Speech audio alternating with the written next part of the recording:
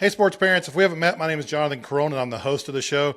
Today's guest is Sarah Lessig. Sarah is currently a high school senior who is signed to play college basketball at Princeton next year. But recently, Sarah has gone viral all over social media because she's the girl who plays literally everything. I'll let her tell the full story, but in high school, she's played basketball, baseball, softball, flag football, and been a good enough skateboarder to attract some sponsorships. Not only that, but she also plays multiple instruments and is the epitome of the kid who has tried everything. In our conversation, we talk about her journey growing up playing multiple sports, how those other sports helped her become a better basketball player, and what the college recruitment process was like. We also hit on the struggles of club sports, how expensive they are, and the reality of trying to balance everything both as a student athlete and for her mom as well throughout the entire journey. I was a fan of Sarah before this conversation, just from watching her social media. But after spending some time talking to her, I can't help but root for her as she enters college basketball next year. And I think you will feel the same way. One thing to note before we get into this, though, is if you're watching on YouTube, we had some recording issues. So the first 8 minutes or so are slightly lower resolution than everything else, but it works itself out in the end. And I think it's worth pushing through for that. Before we get to the whole conversation, if you like the show, we're going to ask that you rate us and review us wherever you're listening. If you're listening on Apple Podcasts, writing up a small review would be a huge help. If you're watching on YouTube, make sure to hit that like and subscribe button. Most of all, if this episode helps you in any way, the best thing you can do is share it with a friend. Now, with all that out of the way, here's my conversation with Sarah. Hey, Sarah, thanks so much for being here. Go ahead and say hey to everybody for us. Hi, guys.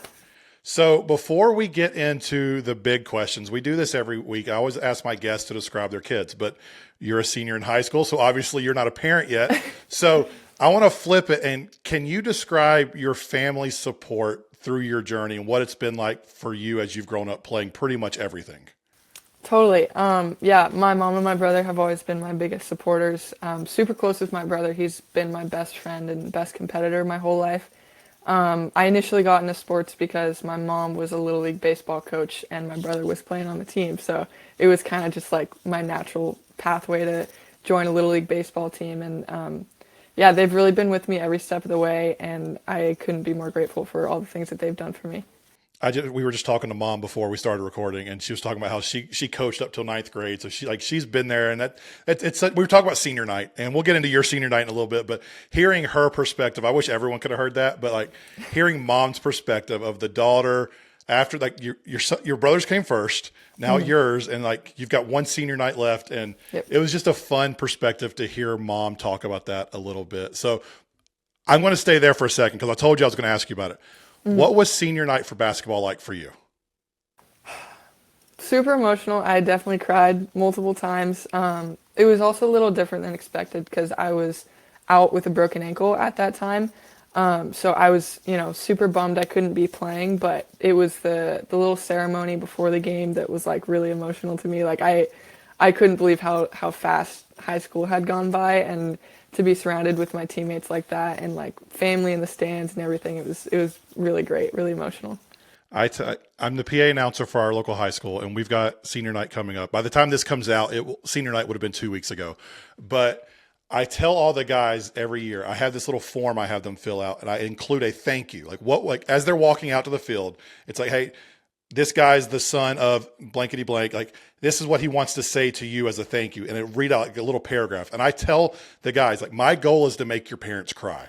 Yeah. And then I tell the parents, our goal is to make you cry. So it becomes a little game of me and the parents of like, can you make it on the field and off without breaking down? And we had a guy a couple years ago, his son's playing D1 baseball right now. He's like, I made it.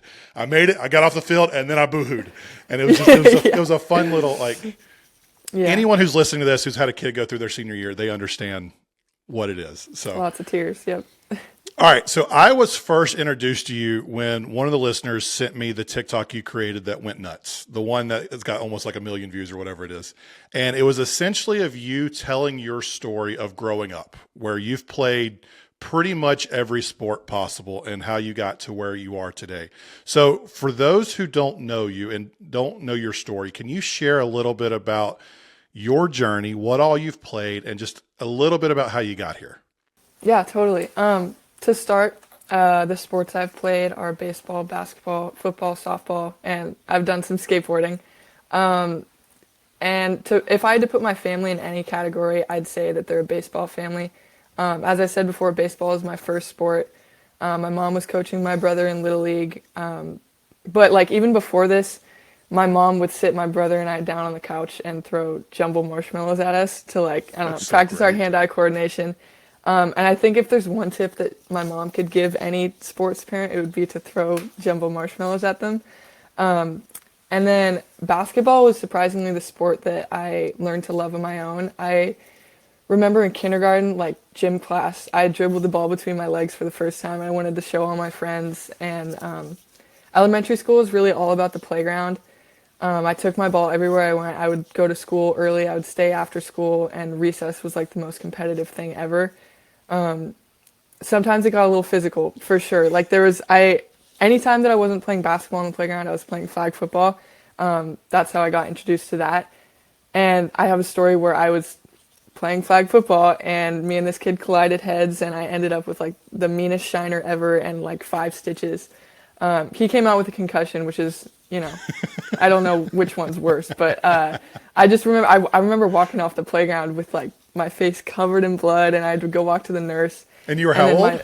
8 years old. Okay. And my mom, she took the bus up to school to see me like, covered in blood. And then we took a bus together to the ER.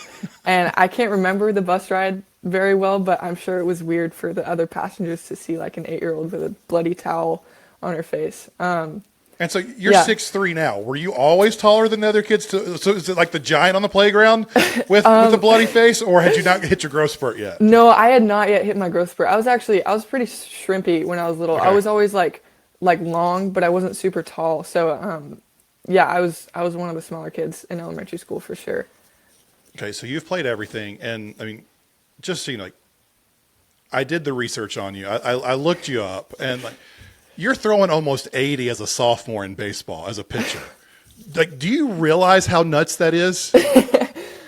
I mean, not at the time. I didn't. I just. Do you realize now that even like anyone throwing 80 is a big deal? And I think you topped out at like 78. But like for a female to throw nearly 80 in high school, like that's like otherworldly. Yeah, it was pretty cool. I don't know. I was just doing my thing, doing what I knew how to do, playing baseball. So you named the 5. What's the sport you played on the playground that you never played competitively? Like, because I have a feeling that Well, that's a good question. you picked up something that's like, I can just picture you like goofing around playing soccer or goofing Right. around playing something. Oh, Like, yeah. What's that sport? For sure. I mean, I always used to like dribble around a soccer ball or do kick-ups. Like, I don't know. I was never super great at soccer because I never played it seriously. But I always say that all the sports that I played when I was younger, I like took seriously. But there was definitely moments of like soccer, kickball. Yeah, I don't know. But most What of was them Sarah like playing continued. kickball? That's the one I want to hear. Like you played baseball. So like, what was Sarah playing kickball? I was probably a little bit bossy about the rules because like, I don't know, I like not all the kids on the playground know all the rules to baseball. So I was like, well, they're the same for kickball. So, the runner didn't tag or something like that. And I don't know. Yeah. That's great. All right. I want to switch gears a little bit. In last week's episode, we talked a little bit about a piece of this that I know is a part of your story. In that TikTok, you talked about how your family lived in the same low-income housing projects your entire life. You didn't have a car. You just referenced the bus rides. And so you had to ride your bus or your scooter to get to practice. Mm-hmm. And one of the biggest issues in youth sports today is the income gap and how freaking expensive everything is to play. Totally. It's part of your story. I'm going to read something you wrote. I'm going to quote you to you, which is always weird, but I'm going to do it. You said, "It was always a dream of mine to be a college athlete. By the time I got to high school, I started realizing the importance of exposure. To get recruited, I'd have to be seen. This is where I got lucky. After my sophomore season, I had a few club basketball teams pursuing me. I was hesitant at first to even acknowledge it, knowing we wouldn't be able to afford it. It's been 2 years. The scholarship offers came. The club stuff worked out. But can you put yourself back in your shoes 2 years ago where you had this dream and you knew you were good enough, but you were worried you weren't going to get the chance because of something completely outside of your control? Totally. Yeah, I mean, I always wanted to play in college, but it was never like the goal to get a scholarship. Like in the sports that I played, I was never like, I'm doing this to work towards some kind of money. My initial plan was to just train all summer long because high school doesn't really get you the kind of exposure that club does, even at a high school that's won 4 state championships in a row. That was a silent little flex right there. Little subtle flex. Just gotta put it out there. No, but when we first started considering club sports, I took a lot of brainstorming. My mom talked to a ton of different coaches until she found a coach the first coach to offer to pay for all my expenses. And that was like huge to us. I was like, oh, this is gonna be awesome. This is gonna work out. But turns out there's a lot more to it than that. A lot of it is transportation, and it's especially hard when you don't have a car. So we would look up bus routes to like these practices that were like 3 hours away driving, and it was like 5 hours on a bus or something impossible. Like some of them didn't even have, um, you know, like there was no way to get there by bus. So we even tried borrowing a beater car from my cousin, and it died on us on the road. Like the engine actually died. So that was just like, another another failure in the process. But yeah, there's also very few solo parents in the sports world, club sports specifically, um, which is another reason it's like I don't know. There's a lot of disadvantages. So um, my mom's a single mom, and we didn't have another source of income to pay for the expenses, but two, we didn't have somebody to be working while she was, taking me to practices or like if she were to have come on trips with me, there's nobody to stay home and work and make money. Because it really is a full-time job being a parent of a kid playing club sports. So there was like that's three huge obstacles, and I'm sure there's many more than just that. Yeah, and when I was talking to Nick in last week's episode, his son played ECNL or MLS Next Soccer, which is the highest level of club soccer there is. And he was talking about how they had kids that like 15, 16 years old, parents are having to trust them to get on a plane Yeah. that they would get where they're going.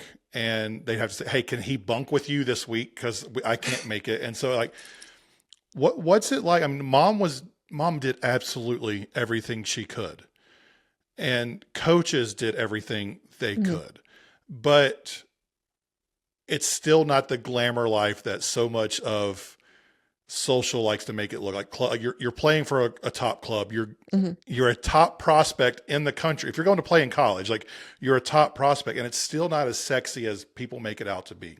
So Mhm. like, what was that like going through it with all the extra, I don't want to say hassles, but just the weight of knowing mom's doing everything she can and this is still hard and Right. all of it.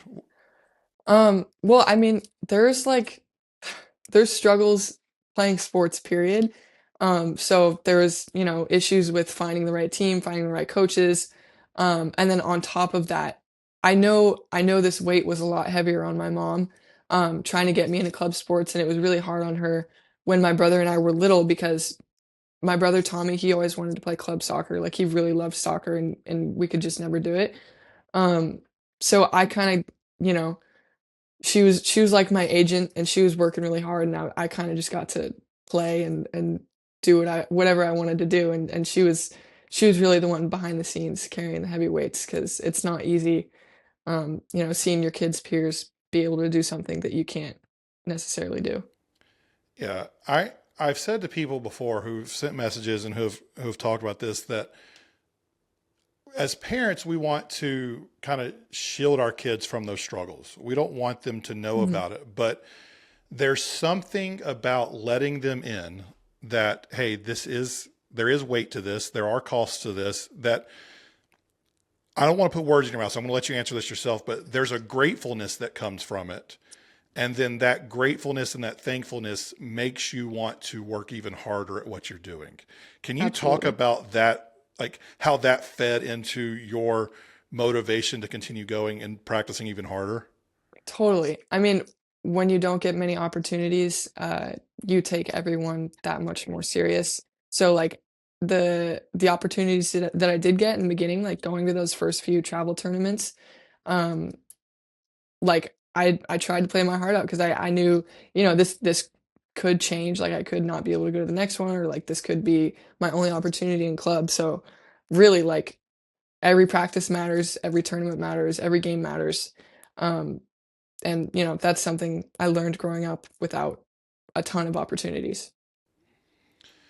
So what was the recruitment process like? Like everyone I've ever talked to about recruiting, some have loved it, some have hated it.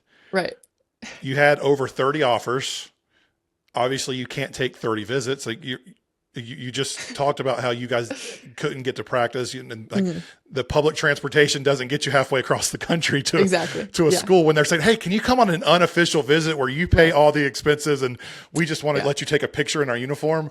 Like, Right. so what was recruiting like for you? Like, how was that experience?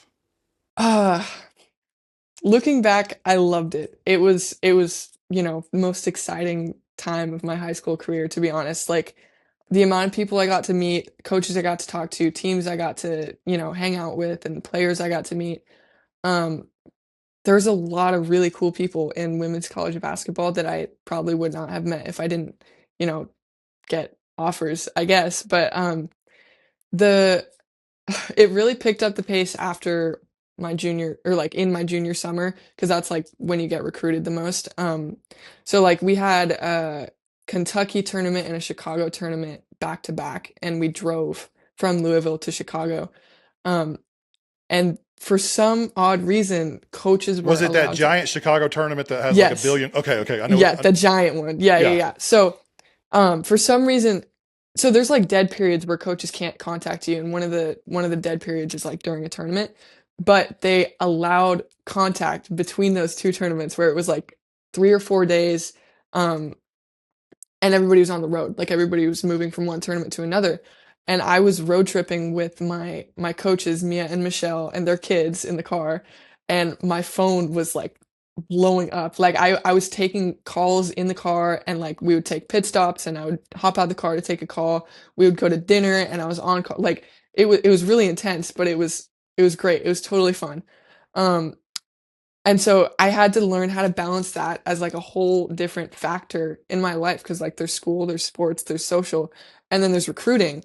And it was this whole new thing that I had no experience in, and I never thought I would be in that position to like be taking calls like that. And then the visits started, and they were a blast, but very exhausting. Like it's 2, maybe 3 days of like touring, talking to people. It's very high, like social, like you gotta have a high social battery for those visits because they're super is that like you? up and go. Well, I can be at times, but like everybody gets tired at some point. So I was really exhausted at the end. I ended up taking 10 visits, I think, one unofficial and then a bunch of official visits, which were totally cool because it's like all expenses paid, and like I don't know, that was a totally different experience than I'm used to. So I just soaked it all in. I enjoyed it, and I enjoyed time with my mom. Like we laughed really hard on every plane ride, every little Uber, everything. It was a lot of fun. That's awesome. Um, for the kids coming up behind you, the parents listening to this, they have kids that are like year, 2 years, 10 years behind you. It'll change in 10 years. So maybe let's next couple years. Do you have any advice or tips for how to manage that craziness that comes with recruiting for those kids that maybe are getting recruited the next year or two? Uh, there's nothing, as far as I've seen, there's nothing in life like the recruiting process. Honestly, like I haven't really gotten into the job world yet, but I assume it's not the same. So really take advantage of it, because not in like a bad way, but take advantage of the people you're getting to talk to, the connections you're making, because those could be really beneficial down the line. And like, even if you talk to a coach of a school that you're not going to go to, you might get a job there, after college. So, it's a really unique time, and have fun with it. Okay, so switching gears to back to your journey. You're the kid who played everything. Because you weren't in a position to specialize at a young age, it kind of forced you to play different sports throughout the year. That's part of your story and what you've shared before. Now that you're a bit older And even with the college scholarship in hand, you're still playing softball. You're still doing other things outside of basketball. You've never really specialized. Like you never gave up those other Mhm. things. How impactful do you think those other sports were on your ability to be as great at basketball as you are? I think playing multiple sports is super important to avoiding burnout, both physically and mentally. Like, there's so many benefits, like working different muscles and like just doing different things year round. Like, you're gonna have a lower chance of injury and you're gonna be more athletic, more well-rounded. But at the same time, like the mental side of it is huge. Like, you might not want to spend your whole life in like a sweaty, loud gym, and that's why I play baseball and softball is because I want to get outside. I want to be in the grass. I want to like, I don't know. I want to be in the sun. Um, and that like that balance makes all of them that much more enjoyable. Or like you could play a really tough basketball season. You could like make it all the way, and it's just like, wow, that was great. But like I'm really exhausted. I'm really tired. And then a week later, you get to go hang out with your friends in the grass playing softball. Like that's just the best thing. And it makes you look forward to those other seasons. Like at the end of softball season, I'm like ready to get into training for basketball or at the like vice versa. At the end of basketball, I'm ready to play softball. So playing multiple things really makes you love them all more. How has I'm going to put you in a situation. You come up to bat, big inning, girls on base, two outs, the stress of that. How does that mentally prepare you for a free throw in the fourth quarter? And like, are they the same? Does it help? Does it take like what's that like? Yeah, I it's all the same. The pressure in every sport, like the more you get experience, uh, having that pressure put on you in different kinds of situations, makes it that much easier to perform in those high stress situations. So like, I also like to make the comparison of like, uh, I don't know, it might be kind of a reach, but like skateboarding and baseball, they're both mental. Skateboarding, you could like try a trick down a stair set for 10 hours straight and not get it and have to go home thinking, wow, I just tried that for 10 hours and didn't get it. Or like baseball, you could have a game, you could go 0 for 3 and not have a chance to like make up for that for a whole week. So you go home and you think about it for a week straight. It's that kind of like failure in different areas that like you get better at handling it and you get better at bouncing back from it. And I think sports just complement each other so well in every way.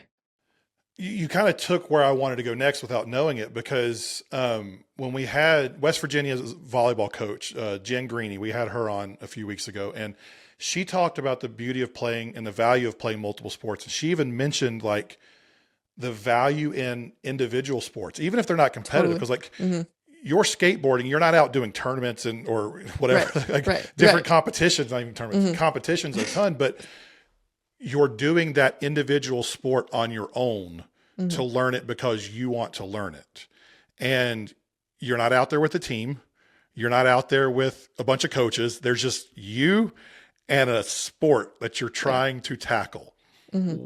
What, because you did that mainly during, like you picked it up during COVID, right? Yeah. Yeah. Okay. Hmm. So what did that resiliency of falling down 1,000 times to try to learn this thing, what did that teach you that you were then able to apply into your main sport of basketball? Um, it's all about the process and no matter where you end up, you're always going to gain something from the process. So like I was saying, you try a trick for 10 hours, you don't land it, but that doesn't mean you didn't get anywhere. Like you got a lot closer than when you started. So just to keep trying and not give up. It's super cliche, but like that's the biggest thing I've learned. With playing sports across the board, you're doing something every season. You don't have like you have a basketball off season, but during your basketball off season, you're doing softball and Right. and all that. When have you rested? What like because I mean we know that rest is an important part of this For and sure. giving your body time to rest. Thankfully, you're playing different sports, so you're not doing the same motion Hmm. over and over. But what have you had to do to work that rest and recovery into your schedule? Uh, make sacrifices, but not sacrifices that I'm unwilling to make. Like there's some things that I feel like need to be a part of my day, like talking to people, seeing my friends and stuff like that. But you know, there's also things that don't need to be a part of your day. Like there's a lot of uh I don't know, I don't like saying things like this because I'm fully for like enjoying yourself and doing things you love, but there's a lot of time wasters in a day, and I think it's very much possible to make the most of it. And one of the things I do is like set aside time for resting, for naps, for you know anything. I go to bed really early, I so I can wake up early and get things done. But yeah, sleep and rest is super important, and I feel like playing different sports, like you said, gives you a break from that other one. So having those like prolonged periods of, you know, working different muscles is super beneficial, I found. Where has strength training played a part in all of this as you've grown up? Because we've had some physical therapists on, we had a sports performance coach, and one of the things that they both said was that if you don't have the strength base and the movement base, the skills training doesn't really matter because your Yeah, ceiling is only so high. So totally. like, when did strength training become a thing for you, and like what's that look like over your journey? For sure. Yeah. So to this day, I've never had like a physical strength coach or trainer or anything. And Good my luck in July when you go to Yeah, Princeton. no, I know. But okay, I'm finding my way through it. I'm like figuring some things out. I'm in the process. But yeah, I went a really long time, arguably a little too late into my sports career, um, without like doing any kind of like weights or anything. Um, so like my sophomore year, I started going to the gym and I started lifting weights and mostly just kind of experimenting. I would like watch Instagram reels or like TikToks, like see what I could do. And since then, like I go to the gym like 4 or 5 times a week. I go in the morning before school because I've seen the benefits of it. I feel better. It's you know forced me to eat better. Like I eat a lot healthier now that I'm going to the gym. Um, and just being stronger. Like and I don't really get like the aches and pains that I used to, which is great because I don't know it's really easy to get those playing sports year round. But it's been like a huge game changer for me, like being in the weight room, I found. But I'm still learning. I'm hoping to get, you know, lots of tips and tricks in July Oh, to you will. hopefully up my game now. Yeah, for sure. So, as you've been going through the recruitment process, I know you've probably started talking to some of the girls you're going to be playing with next year. You've probably got some friends who are going to college as well. What like, the ones who are a step or two ahead of you? Mhm. What have they told you? Have they given you any advice or any tips that has kind of like helped out, or just been like small little tweaks that are like, oh man, that was a really good thing for me to learn? Mostly just like, I don't know, enjoy the moment you're in because it goes by really quick. And that's the same advice that I would give to like incoming high school freshmen. But yeah, that's kind of been the main thing, and it's not really related to basketball or to school or to anything. It's just life. Like enjoy the moment you're in. Well, when we were talking to your mom before we started recording, like just talking about senior night, and like she talked about how fast it goes, and she Yeah. doesn't know what she's going to do now that both you and your brother are done playing Yeah. at the high school level. So it's like, Mhm. I'm a dad of an 8, 9 year old. And I literally showed my son a picture on Time Hop of him from like 6 years ago. He's got a pancake bigger than his head. And it's like, I remember that day. Like, I Yeah. remember when he did that. And it was 6 years ago. And he, totally different kid now. And Mhm. so, like, I think we don't realize how quickly, and for so many people, like, you're one of the 30% that kept playing after middle school. But in reality, for most parents, like 70% of kids stop playing by the time they're 13. And so most parents really only have from like 6 years old till 13 Yeah. to be a part of this journey. Like, you're one of the lucky ones who kept playing, and even more lucky ones who have earned the right to continue playing past high school, which is like 2% of high school athletes play in college. When I tell you that you're part of the 2% of high school athletes or play at the Division 1 level Mhm. in college, like when I tell you you're part of that group, like what does that feel like? Unreal. Like I don't know. Sometimes I question it. Like what have I done that makes me, you know, be able to be a part of that 2%? But I don't know. Truth is, it takes a lot of work to get here, so I can't sell myself short by saying I don't deserve to be here. But I still feel really lucky to be part of that group. Yeah, there's a pride to it. There's a luck to it. There's a Hmm. like, I mean, if you were 5'4", Right. the story Be a would be lot different. harder. Yeah, So totally. they're the emotional um, jungle gym of getting to where you are. Every time I've talked to someone who played at that level, they realize how lucky they are, but they're also proud of the work they did. Because you probably know plenty of kids who are physically talented enough, Hmm. but didn't do the work. So like, I hope you do feel proud of that. Like, I met you an hour ago. Like, officially, I met. Like, so like, it might be weird me saying that, but I hope you Hmm. do feel proud of that. And so, last little bit, the last big question I had for you is: you're graduating soon, and you're going to be off to college not too long after that. And when you get to college, you're really only going to get to play basketball Hmm. because they've got an investment in you, and they're not going Hmm. to let you keep Yeah. playing softball. They're probably not going to let you Yeah. skateboard. They're probably not going to Totally. let you definitely not going to let you play flag football. Yeah. Like, so like, knowing this is your last month or two competing outside of basketball, how has that changed your approach to softball or the other things you're into this year? I'm really just trying to have fun. And that's what it's always been about. Softball especially is like a breath of fresh air after a super intense year of basketball and like recruiting and everything. So I'm enjoying being outside. I'm enjoying being with my friends. Like the girls on my softball team are some of my best friends, some of my favorite people ever. Um, I laugh really hard every single day. So just remembering what it's all about. Like you're there to have fun. You're there to enjoy who you're with. So I'm just keeping that in mind. But we're still going for a state championship in softball this year, so can't lose the competitiveness fully. No, but there is a, you can correct me if I'm wrong, but I've experienced this with some of the guys on the high school baseball team that once they recognize this is their last year, like our starting catcher this year, um, he was QB1 for football, basketball starter as well. We're a 2A high school, so we're not one of the Hmm. large, like guys playing multiple sports is a thing here. Hmm. Um, Two of the guys were captains for the soccer team. Like these guys know they're not playing baseball in college, and so like Hmm. the freedom they're playing with right now as we go through this season, they're determined.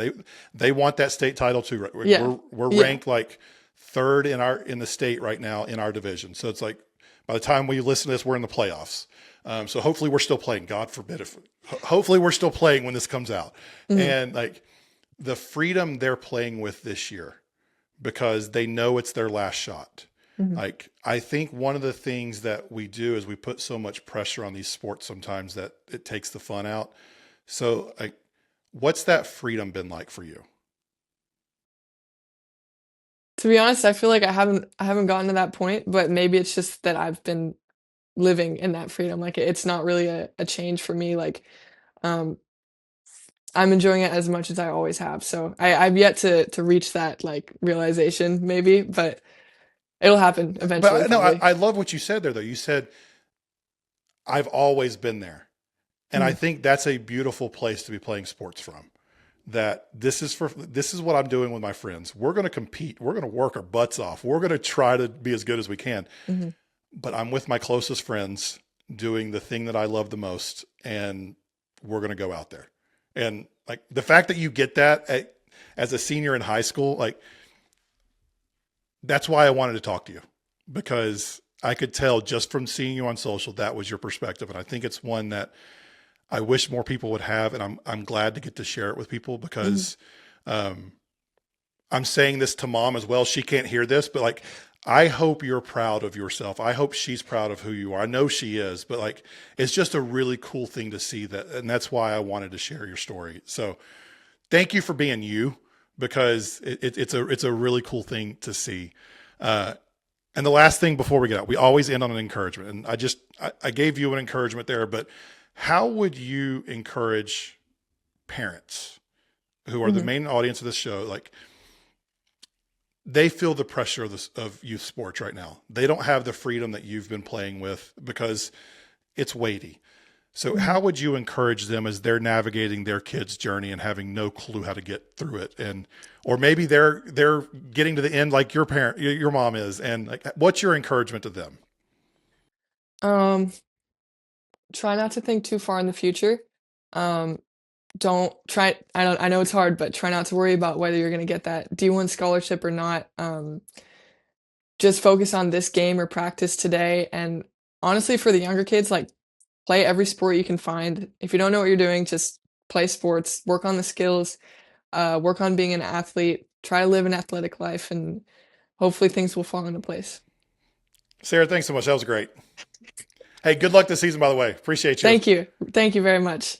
That's it for today's episode. If you like the show today, make sure you subscribe on your favorite podcast app or on YouTube. If you're listening on Apple Podcasts, it'd be a huge help for you to write up a small review. If you're on YouTube, make sure to hit that like button as well. If this episode helped you in any way, the best way you can help us grow the show and get this message out into the world is by sharing this episode with a friend. Most of all, I hope you have a great week watching your kids play the sport they love. Have a great week, everybody.